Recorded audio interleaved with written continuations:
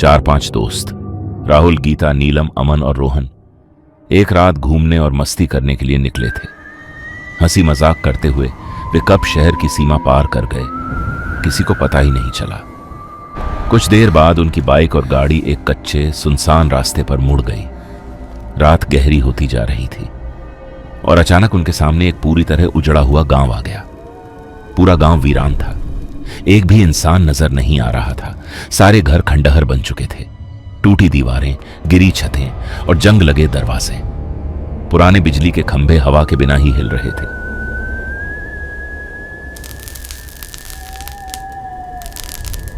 कहीं कहीं घंटियां अपने आप बज रही थीं।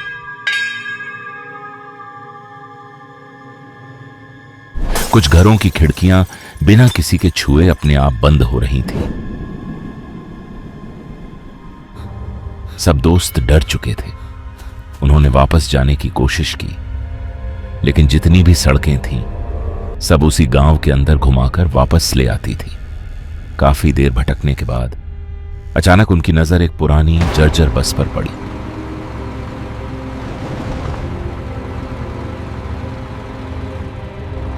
बस की हालत बहुत खराब थी, शीशे टूटे हुए, पेंट उखड़ा हुआ और नंबर प्लेट तक गायब। कोई भी उस बस में जाना नहीं चाहता था, लेकिन गांव से बाहर निकलने का एकमात्र रास्ता वही बस लग रही थी। तभी राहुल बोला, अगर यहां से निकलना है तो इसी बस में जाना होगा। राहुल बस में चढ़ गया। उसके पीछे पीछे बाकी दोस्त भी मजबूरी में बस में बैठ गए। बस के अंदर अजीब सी ठंड थी। सारी सीटें खाली थीं, लेकिन हर सीट पर बहुत पुरानी बस की टिकटें पड़ी हुई थीं। नीलम जो कैमरा लेकर आई थी, बस की तस्वीरें लेने लगी। उसने एक टिकट उठाकर अपने फोन से उसकी तारीख चेक की। अचानक उसका चेहरा सफेद पड़ गया। बस 50 साल पहले ही बंद हो चुकी थी और वो टिकटें 100 साल पुरानी थी।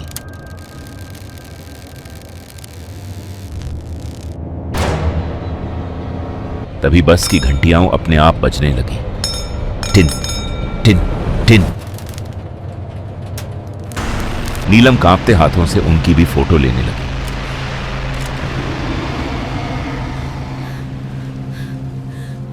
बस धीरे धीरे ऐसे इलाके में पहुंचने लगी जहां का माहौल और भी ज्यादा डरावना था। राहुल ने खिड़की से बाहर देखा। उसे एक जनरल स्टोर दिखाई दिया जो रात के 2 बजे भी खुला हुआ था। रास्ते में एक ही गांव का बोर्ड बार बार सामने आ रहा था, जैसे बस एक ही जगह पर घूम रही हो। तभी गीता की नजर ड्राइवर पर पड़ी। ड्राइवर जिंदा इंसान नहीं था। उसकी आंखें शीशे में चमक रही थीं, खून जैसी लाल।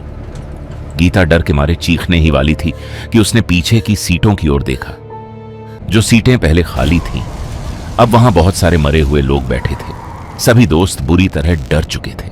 बस अब एक गांव में घुस चुकी थी, जहां सारे लोग अपने अपने घरों के बाहर खड़े थे, जैसे किसी का इंतजार कर रहे हों।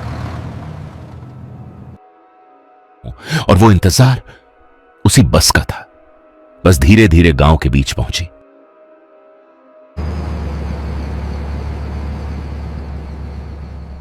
और फिर कोहरे में गायब हो गई। अगले दिन उस गांव का नाम, वो बस और वो दोस्त, किसी को भी उनका कोई पता नहीं चला।